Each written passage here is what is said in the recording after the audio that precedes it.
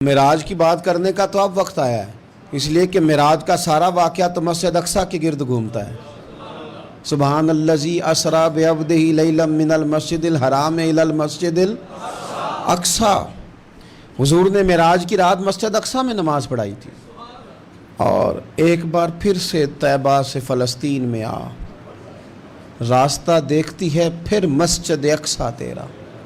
ایک بار حضور گئے تھے مکے سے مسجد اقصیٰ، اور پھر حضور فرماتے ہیں جب میں واپس گیا نا تو کفار نے جو کہ مسجد اقصیٰ دیکھی ہوئی تھی تو مجھ سے پوچھنا شروع کر دیا کہ مسجد اقصیٰ کی کھڑکیاں کتنی ہیں، دروازے کتنے ہیں، پلر کتنے ہیں۔ جب انہوں نے سوال جواب کیے تو حضور فرماتے ہیں کہ رب کریم نے مسجد اقصیٰ کو اٹھا کے میرے سامنے رکھ دیا۔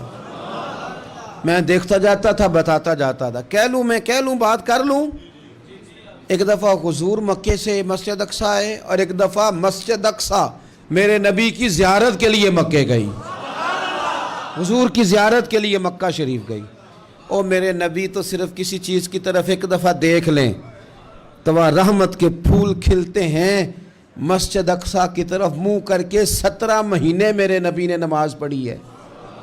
مسلمانوں پتہ ہی کوئی نہیں، ہماری خبریں ہی اور ہیں، ہمارا درد ہی اور ہے، ہمیں پتہ ہی نہیں بم کہاں برس رہے ہیں، ہمیں یہ خبر ہی نہیں۔ اور میں اس دور میں تقریریں کر رہا ہوں جہاں سوتوں کو جگانا نہیں پڑتا، جاگتوں کو جگانا پڑتا ہے۔ سیانے لوگوں کو سمجھانا ہمارے ذمہ لگ گیا، کیا کریں؟ اس قوم کو سکھانا پڑتا ہے جسے پتہ سارا ہے، لیکن جان بوجھ کے آنکھیں ہماری بند ہیں۔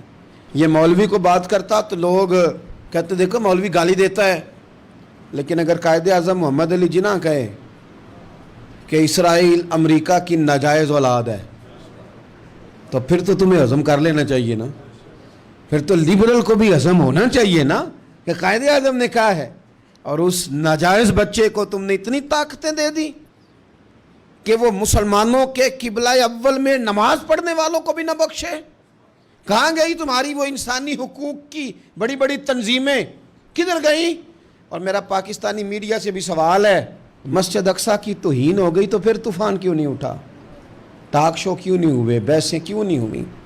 میں اس موم بتی مافیا کا کیا کروں، ان لبرل لوگوں کا کیا کروں، ان کے سپورٹروں ووٹروں کا کیا کروں، ان سیاسی جماعتوں کے کارکنوں کو کیا نام دوں کہ جو فضول بحثوں میں تو وقت ضائع کرتے ہیں، اور وہ مسجد اقصیٰ جس کے بارے میں میرے نبی پاک صلی اللہ علیہ وسلم سے ایک صحابیہ نے پوچھا تھا، یا رسول اللہ مسجد اقصیٰ میں نماز پڑھنا کتنا کو بہتر ہے باقی نمازوں کے مقابلے میں؟ تو حضور نے فرمایا 1000 گنا بہتر ہے۔ بی بی عرض کرنے لگی سونیا میں جا تو نہیں سکتی، دل بڑا کرتا ہے۔ تو حضور نے فرمایا جا نہیں سکتی تو وہاں تیل ہی بھجوا دے، جس میں حاضری لگوانے کی حضور بات کریں جس مسجد میں۔